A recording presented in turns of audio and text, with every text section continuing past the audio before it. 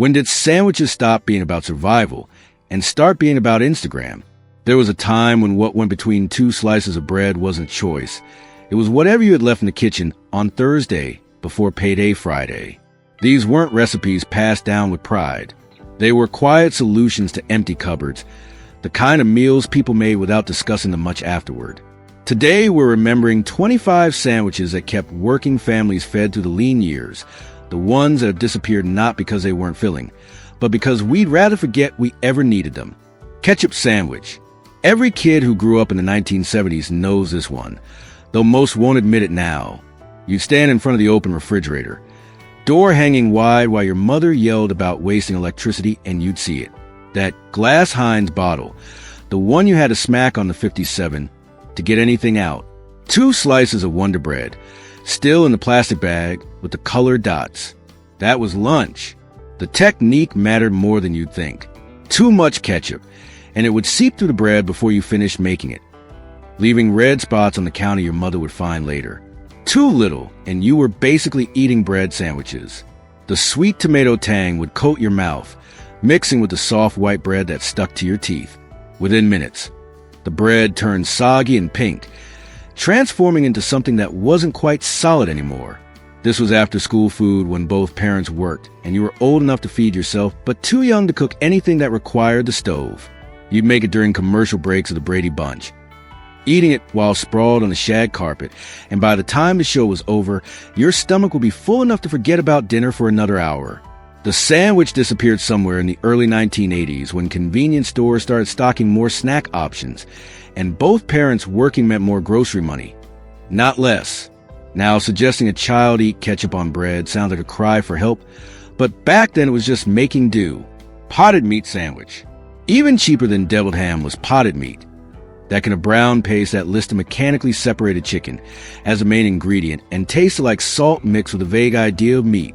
You'd spread it on crackers usually, but when crackers ran out, white bread would do. The texture was both gritty and smooth, like someone had blended meat with sand and decided that was food. Poor families kept cans of this in the cabinet for genuine emergencies, though the emergency had to be pretty severe before someone actually opened one. This was food of last resort, the thing you ate when everything else was gone and hunger was more immediate than dignity. The key to making it edible was adding enough mustard or hot sauce to mask the actual taste, turning it into a vehicle for condiments rather than something you'd eat on its own. Some people would mix it with mayo and pickles, creating a spread that could almost fool you if you didn't think about it too hard and ate fast enough. The smell was metallic and wrong, the kind of smell that lingered in the kitchen and made you open windows even in winter. Kids would recognize that smell and know times were tight, know not to ask for seconds or complain about what was for dinner. The product still exists, still sits on grocery store shelves next to the Spam and the Vienna sausages, but its role as sandwich filling largely ended when food stamps started covering fresher options, and people had more choices about what desperation tasted like. Butter and sugar sandwich. This was dessert when dessert was a luxury you couldn't justify. Real butter if you were lucky, margarine if you were honest about your situation. You'd spread it thick on soft white bread, the kind that compressed under your fingers if you pressed too hard. Then came the sugar, spooned from the canister with the roosters on it, that every grandmother seemed to own, sprinkled heavy enough that some would fall off when you took the first bite. The butter kept the sugar in place, created this gritty sweetness that crunched between your teeth and made your fillings ache. Kids would beg for these after school because they tasted like getting away with something, like eating candy your parents somehow approved of. Mothers made them knowing full well they were feeding their children straight sugar, but at least it was homemade and cost almost nothing. Some families upgraded with cinnamon from the spice rack, the kind that had been sitting there since someone's wedding shower. They call it cinnamon toast without bothering with the toaster, like the name made it more legitimate. The best ones had enough butter that the sugar would stick to your fingers for hours, leaving a gritty residue that you'd lick off while doing homework. When Little Debbie started selling snack cakes in multi-packs cheap enough that even tight budgets could manage them, the butter and sugar sandwich became unnecessary. It still exists in the midnight snack habits of people over 50 who'd never admit to their doctors how much sugar they ate as kids. Peanut butter and pickle sandwich. The first time someone sees you eat this, they assume you're pregnant or crazy. But in the 1970s, this combination showed up in lunch bags across America without raising eyebrows, because people understood that food was about what you had, not what you wanted. You'd spread peanut butter on one slice, the cheap store brand that separated if the jar sat too long, then layer on hamburger dill pickle slices from the jar that lived in the refrigerator door. The combination was strange, but it worked. The creamy peanut butter cut the sour punch of pickles, and the salt from the brine played off the mild sweetness in a way that shouldn't have made sense but did. This wasn't pregnancy craving food. Entire families ate these on Saturday afternoons when the week's lunch meat was gone and Sunday dinner was still being planned. The pickles had to be the cheap kind, not the fancy kosher spears or the bread and butter chips. Those cost too much and tasted wrong anyway. Some people added mayonnaise, creating a triangle of flavors that would make modern food critics right think pieces. But back then was just making lunch more filling. Kids would trade these in school cafeterias. Not because they were good exactly, but because they were interesting in a landscape of peanut butter and jelly. The sandwich disappeared quietly when kids started getting teased for bringing weird food to school, and parents learned that conformity was easier than explaining that pickles were cheaper than jelly this week. Banana and mayonnaise sandwich. This is a sandwich that makes people question if the South was okay in the 1970s. And the answer is no, but everyone was making it work with what they had. Elvis made the fried version famous. But regular people just smashed bananas with mayonnaise and called it lunch without all the ceremony. You'd take a banana that was starting to go soft, the kind with brown spots that nobody wanted to eat plain anymore, and mash it with a fork until it was mostly smooth. Then you'd mix in a generous scoop of Dukes or Hellmann's, creating a paste that looked questionable but tasted like your grandmother's kitchen on a summer afternoon. Kids in Alabama, Georgia, and the Carolinas grew up on these, bringing them to school where northern transfer students would stare with undisguised horror. The reaction was always the same: disbelief, followed by disgust, followed by a reluctant attempt to understand. Most never did. This was regional poverty food that didn't translate outside its context. The key was using bananas that were sweet but not mushy, and enough mayo to bind everything without making it soupy. Too much mayo and it would separate, leaving puddles of oil in the bread. Too little and the banana would slide out in one piece when you bit down. Grandmothers insisted these were brain food, good for studying and growing, which was probably code for cheap and filling. The sandwich started disappearing in the 1980s when health consciousness hit the South, and people realized mayonnaise belonged on sandwiches, not in them. Onion and butter sandwich. This was Depression-era food that hung on in the 1970s because grandparents kept cooking the way they'd learned to cook, and what they'd learned was that onions and butter could be a meal if you pretended hard enough. You'd slice a yellow onion paper thin, the kind of thin that only comes from practice and necessity. Spread butter on rye or pumpernickel bread, and layer the onions thick enough to make your eyes water. The butter was supposed to cut the sharpness of the raw onion, but really it just made everything slide around and create a film in your mouth that lasted until dinner. The smell was aggressive, the kind that cleared rooms and ended conversations. You could smell someone eating an onion sandwich from across the factory floor, and you knew to give them space. Steel workers and miners loved these, or claimed to, insisting the onions cleaned out your system and kept you healthy. What it really meant was nobody would come near you for your entire shift, which was its own kind of blessing when you were tired and just wanted to be left alone. Some people added a slice of cheese, calling it fancy. Others stuck with just onion and butter, purists who believed suffering built character. Either way, you ate it fast, and you didn't save half for later because warming onion sandwiches was somehow worse than eating them fresh. The sandwich was already fading by the late 1970s as workplace culture became less tolerant of foods that could clear a conference room. Now it exists only in stories about what Grandpa used to eat and why his breath was always terrible. Cucumber sandwich.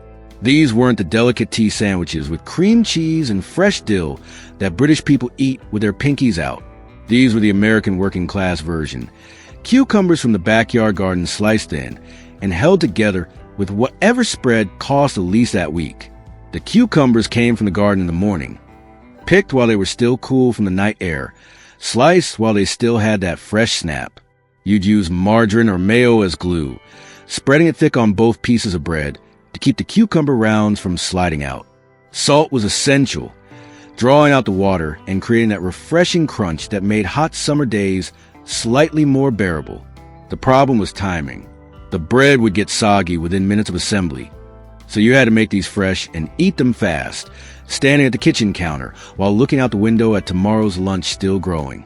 There was no packing these for work or school. They were immediate food, made and eaten in the same 10-minute window. Some families added vinegar to the cucumbers first, creating a quick pickle situation that added tang without heaviness.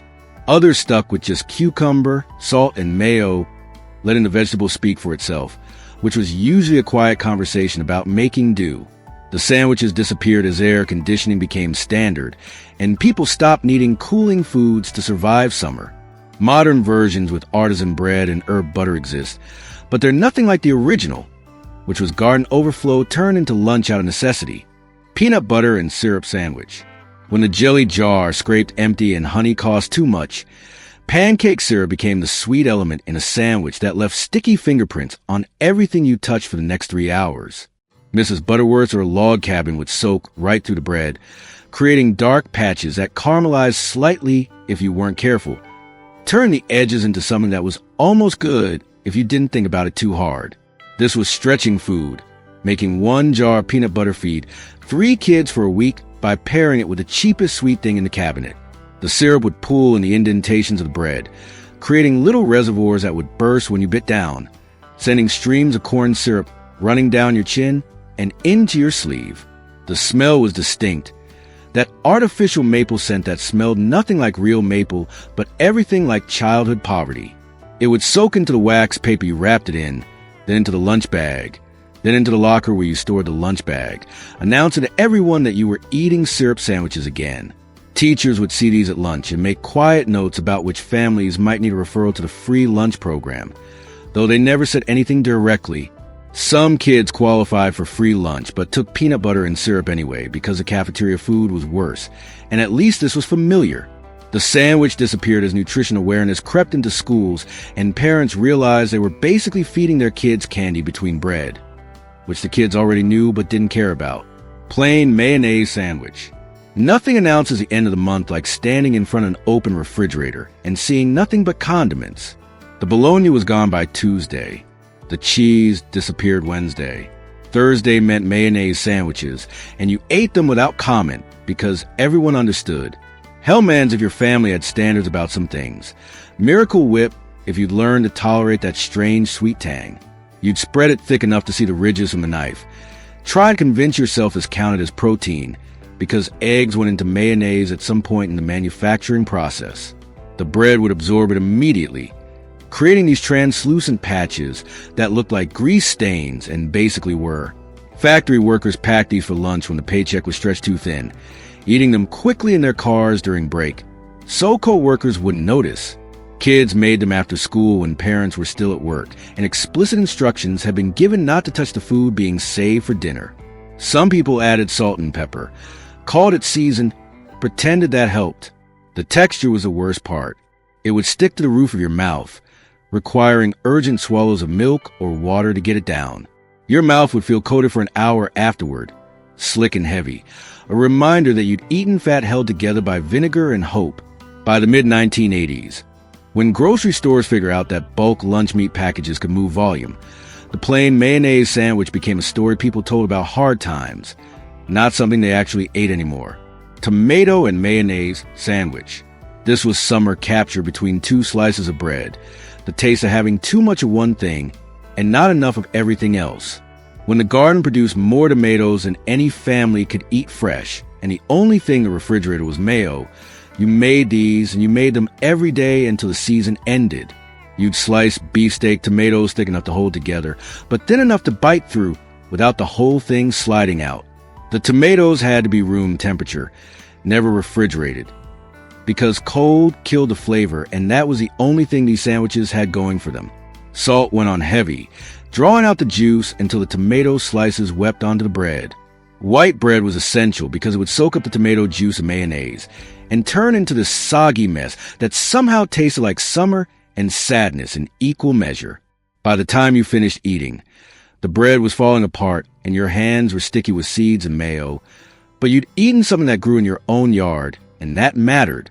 Farm families lived on these during tomato season, eating them for breakfast, lunch, and dinner when the crop came in faster and they could can or sell it. You ate them standing over the kitchen sink or outside on the back porch where the drips didn't matter, and the bees would find you within minutes. The sandwich became less necessary when grocery stores started stocking decent tomatoes year-round, removing that desperate need to eat them all before they rotted. Now it's considered gourmet when you use heirloom tomatoes and fancy aioli, but the original was just produce and poverty meeting in the middle. Peanut butter and banana sandwich. Elvis made the fried version famous, but regular people just mashed bananas with peanut butter and called it lunch without all the ceremony or butter. The bananas had to be the ones turning brown, the ones nobody wanted to eat plain anymore, mashed up to hide the spots, and mixed with whatever peanut butter was cheapest that week. The combination was filling in a way that surprised you. All that protein from the peanut butter, all that sugar from the banana, keeping you full for hours and preventing that afternoon crash that came from eating pure sugar for lunch. Some families added honey when they had it, creating a triple sweet threat that would send modern nutritionists into cardiac arrest.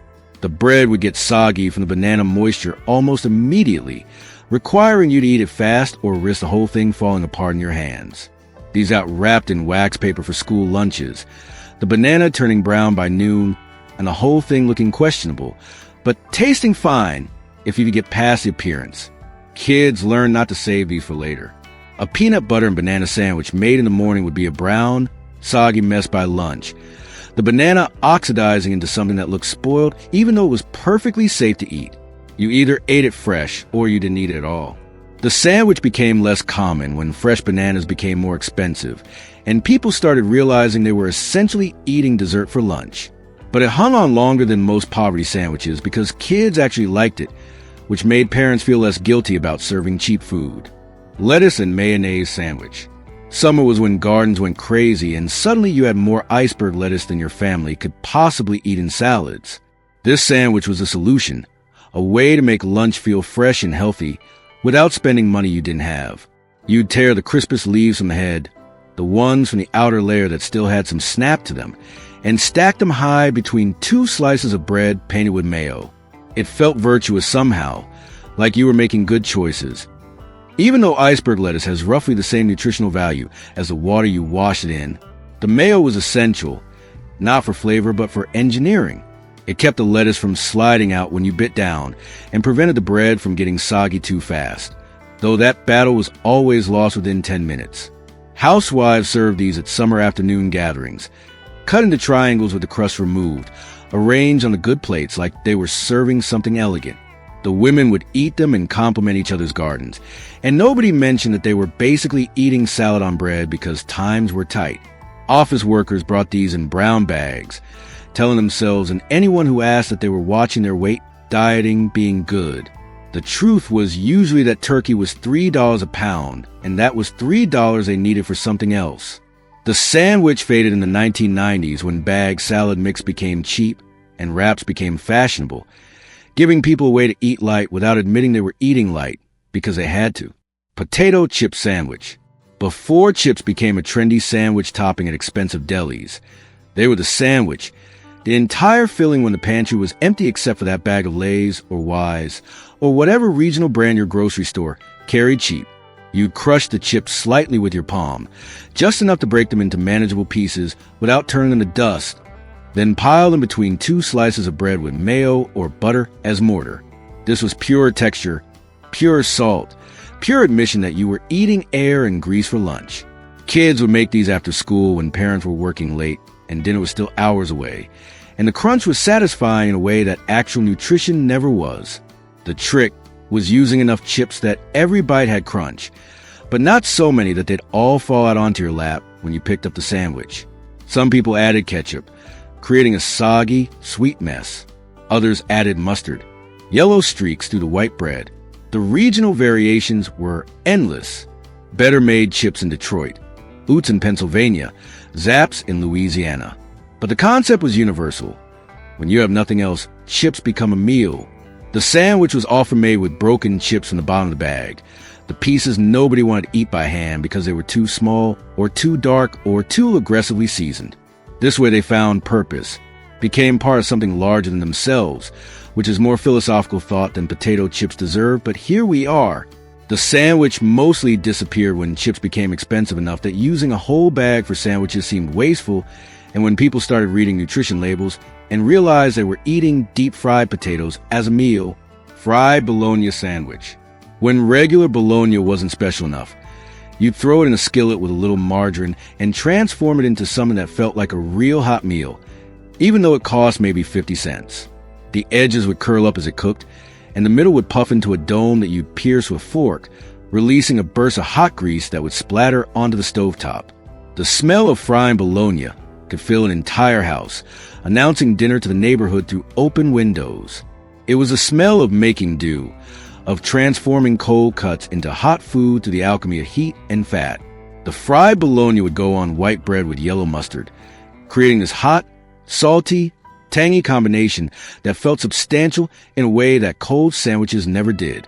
Dads would make these on Saturday mornings when mom was at her second job, telling kids they were steak sandwiches like anyone was fooled. The kids would play along because fried Bologna was better than cold Bologna, and because dad making lunch was special regardless of what it was made from. Some people added cheese, letting it melt in the hot Bologna, creating strings that would stretch from sandwich to mouth. Others added pickles or onions, anything to make it feel more like a meal and less like desperation. Either way, you ate it hot, right there in the kitchen, because fried Bologna gets worse as it cools. The sandwich started disappearing when microwaves became standard, and heating lunch meat seemed like too much effort. Now, fried Bologna is ironic bar food that costs $12, but back then it was just making cheap meat taste better through the application of heat. Bologna, ketchup, and potato chip sandwich. This was a holy trinity of poverty sandwiches, combining three of the cheapest ingredients in any kitchen into something that actually tasted intentional. The Bologna was Oscar Mayer or Barres, the thin, pre-packaged kind that peeled apart in perfect circles and left a ring of grease on the plastic wrapper. The ketchup was Heinz if you were brand loyal, generic if you were realistic. The chips were usually the broken pieces from the bottom of the bag that were too small to eat by hand. You'd layer it carefully, architecture that mattered. Bologna first, protecting the bread from ketchup sogginess. Then ketchup, spread thin so it didn't overwhelm.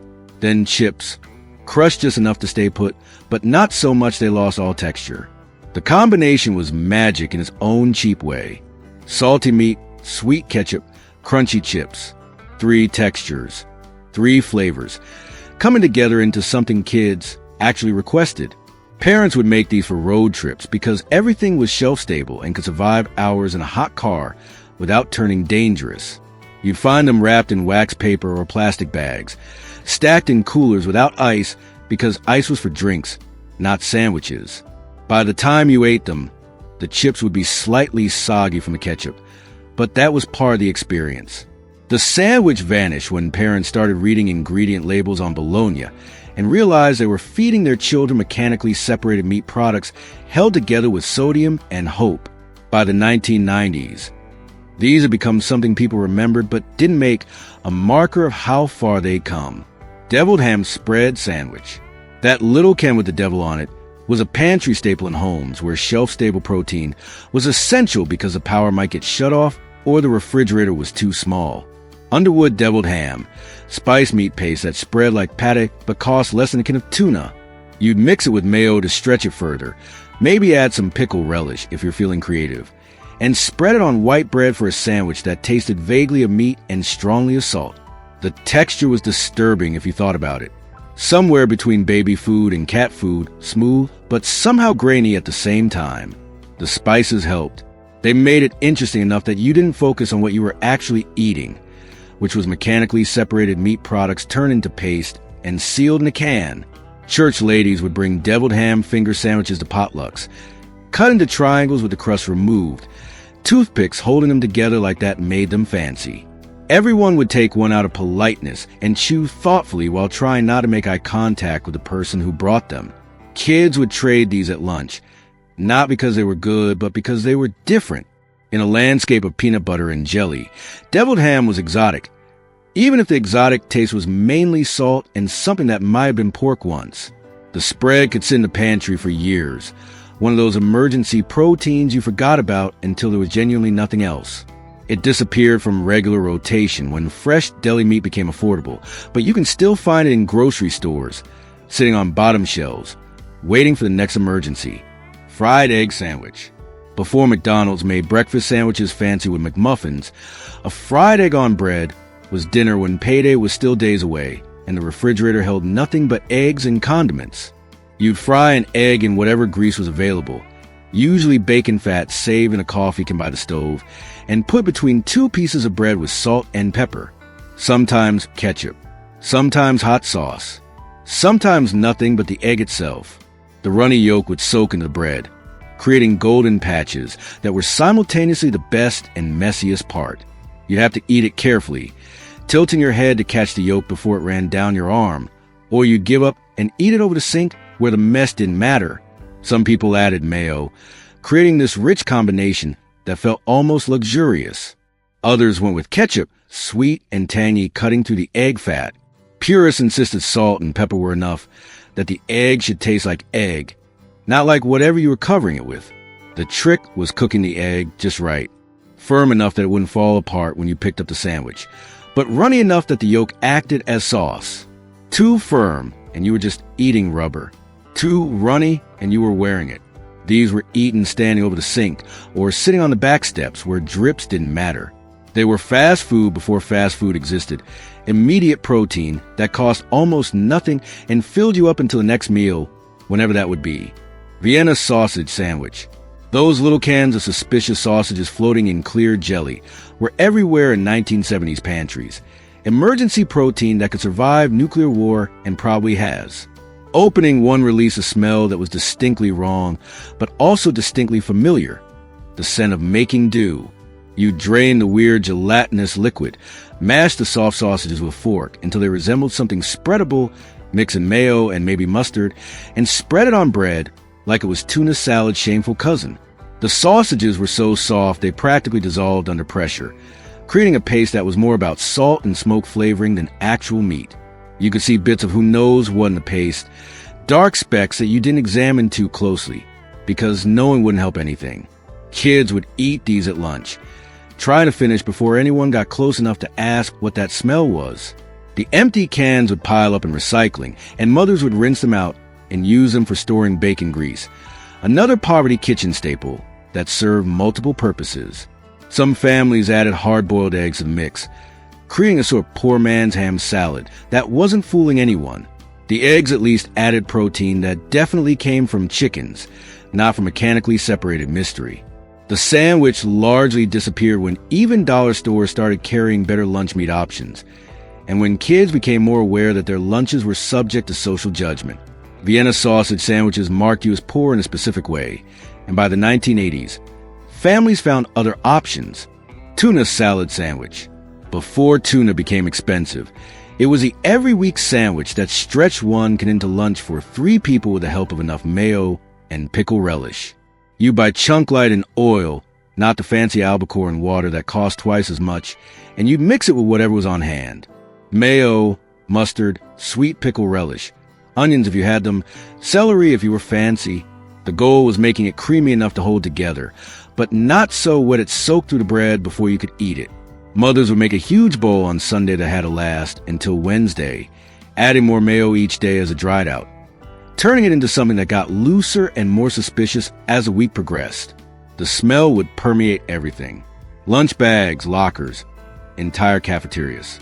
That distinctive tuna funk that everyone recognized, that announced someone was eating fish. It was embarrassing in a vague way that kids couldn't articulate, but definitely felt. Some families added hard-boiled eggs to stretch it further, creating tuna egg salad that was protein-heavy and budget-friendly. The eggs would get chopped so fine they disappeared into the mayo, invisible nutrition that mothers counted as cooking skills. The sandwich became less common as tuna prices rose and mercury concerns made people limit consumption. By the 1990s, it had moved from weekly staple to occasional lunch, and now it's almost novelty food, something people order at diners more than make at home. Sardine sandwich. Opening a can of sardines in any workplace break room was a power move that announced you truly did not care what anyone thought about you or your life choices. You'd layer those oily little fish on bread with raw onions, mustard, and sometimes hot sauce, creating a sandwich that could clear a room faster than a fire alarm, but would keep you full through 8 hours of physical labor. The oil would soak through the bread immediately, creating translucent patches, and requiring you to eat over a plate or wrap it in multiple napkins that would also become translucent with fish oil. Construction workers and dock workers loved these because the protein and fat were real, not processed mystery meat, and because the strong smell established territory in a shared lunch space. The bones were soft enough to eat, adding calcium that nobody talked about, but everybody needed. Some people mashed them up, turning fish and bones into a paste. Others left them whole, eating them off the bread like some kind of strange communion ritual. The key was strong flavors: raw onion, mustard, pickles, hot sauce, anything to balance the oily fish taste that would coat your mouth and stay there for hours. Some people added tomatoes when they were in season, creating a Mediterranean combination that was actually good if you could get past the smell. The sandwiches became less common when workplaces became more open plan, and eating fish at your desk became grounds for hostile work environment complaints. Now sardines are sold in fancy tins with artistic labels, marketed to people who think they're discovering something new. Egg salad sandwich. A dozen eggs could become a week of lunches if you knew how to stretch them with enough mayo and mustard. You boil them all at once on Sunday afternoon, the smell of sulfur filling the kitchen and announcing to the neighborhood that someone was making egg salad again. Then you'd mash them with whatever was cheap: mayo, yellow mustard, pickle relish, onion powder if fresh onions were too expensive. The mixture would last in a covered bowl for days, sitting in the refrigerator getting stronger and more suspect as the week went on. By Thursday, you'd be adding extra mustard to cover the taste, praying your stomach was strong enough to handle eggs that had been sitting in mayo for 4 days. These sandwiches got wrapped in wax paper for lunch bags, the egg smell announcing your poverty before you even unwrapped them. Other kids could smell egg salad from across the cafeteria, could identify who brought it, and give them grief about it later. The texture was gritty from the egg yolks, and bits of shell would show up no matter how carefully you peel the eggs. You bite down on a piece of shell, and it would crunch between your teeth, a reminder that this was food made in bulk and quickly, efficiency over quality. Gas station egg salad sandwiches are the distant descendant of this tradition, though somehow even less appetizing.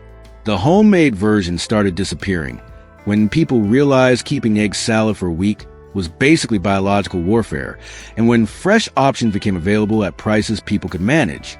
Baked bean sandwich. When Saturday's baked beans became Monday's problem and there was bread but nothing else, you'd make a sandwich that was essentially dinner between slices, eaten cold from desperation or heated if you had the time and energy. The beans would be thick from the refrigerator, congeal with molasses and pork fat, spread on bread like the world's strangest jam. Some people heated the beans first, creating a hot mess that required eating over a plate with the sandwich falling apart in real time, beans sliding out the sides and onto whatever surface was beneath. Others ate them cold, accepting that this was what survival looked like, that warm food was a luxury for days when the stove was an extra step. The British do this on purpose, calling it beans on toast and acting like it's a legitimate meal they chose rather than something circumstances forced upon them. Americans did it from desperation and never talked about it afterward. Certainly never acted like it was culture. Boston families had a specific version of this, using leftover beans from the Saturday tradition of brown bread and baked beans, stretching the weekend into Monday's lunch. The beans would have been sitting for a day or two, getting stronger in flavor, the molasses thickening into syrup. The sandwich disappeared as convenience foods became cheaper and people gained more options about what to eat. Nobody missed it.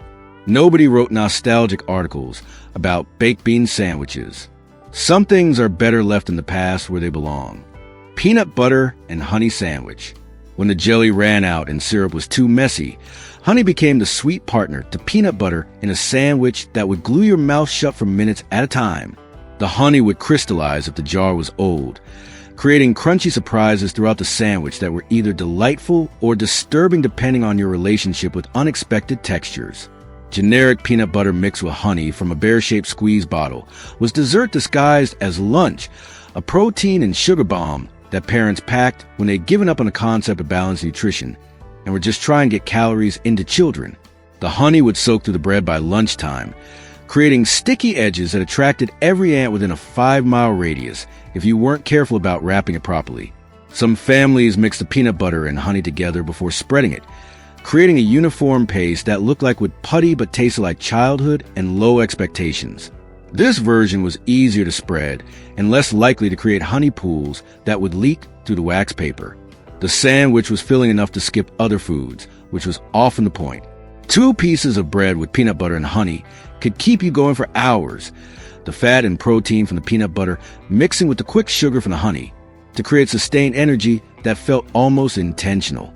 It became less common when people started understanding that honey wasn't actually healthier just because it came from bees, that sugar was sugar regardless of the source, and that maybe feeding children straight sugar for lunch wasn't the best parenting decision. But it hung on longer than many poverty sandwiches because it tasted good enough that kids didn't complain, and sometimes that was the only victory parents could count on. Grilled cheese on white bread. This was an artisan bread with aged cheddar and herbs that Instagram loves. This was 2 pieces of Wonder Bread with single Kraft American cheese slice, grilled in margarine until the edges were black and the cheese was molten lava that would burn your mouth. But you'd eat it anyway because it was hot food and it was ready now. Every family had their technique. Some pressed it with a spatula, trying to speed up the cooking. Others used a lid to steam it, making the cheese melt faster. But everyone burned at least one side because the heat was too high or the attention span was too short or both. The key was eating it immediately while the cheese was still stringy, still stretchy, burning your mouth, but not caring, because it was exactly what you wanted.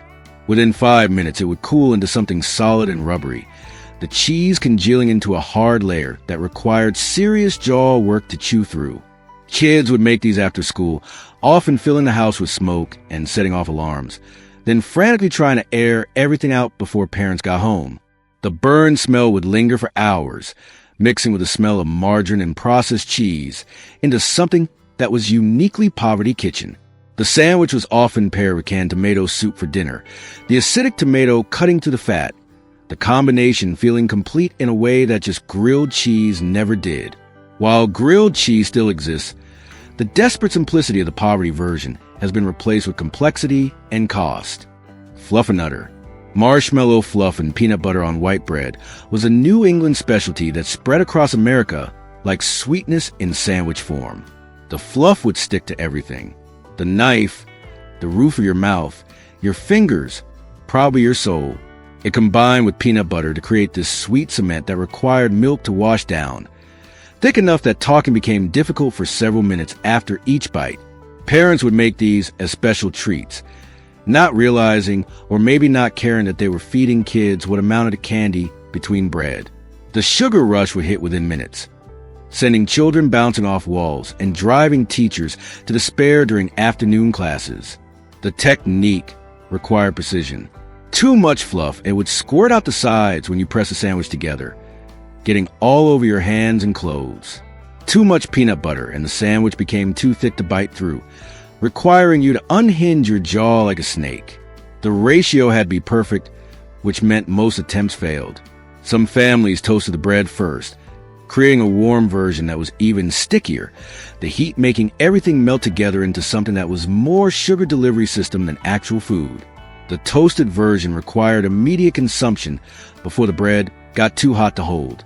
The sandwich started disappearing in the 1990s when childhood obesity became a national conversation, and parents began reading nutrition labels with actual concern. Realizing you were giving your child basically pure sugar for lunch stopped seeming like a good idea. Now it's nostalgic treat food that adults make at midnight when nobody's watching, a reminder of simpler times when sugar was cheap and concerns about health were someone else's problem. These 25 sandwiches fed millions of working-class families through decades when getting by meant eating whatever kept hunger away until the next paycheck. They weren't recipes to be proud of or traditions to pass down. They were solutions to the immediate problem of empty stomachs and empty wallets, made without ceremony and eaten without comment because everyone understood what they represented. If you remember eating any of these, you're not alone. If you remember making them for your own kids, you did what you had to do.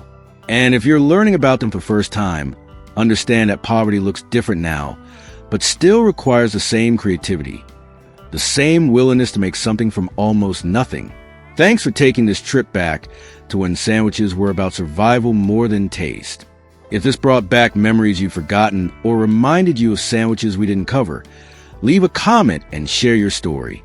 And if you want more deep dives into the food that working families actually ate, hit that subscribe button. We're not here to romanticize poverty, just to remember it honestly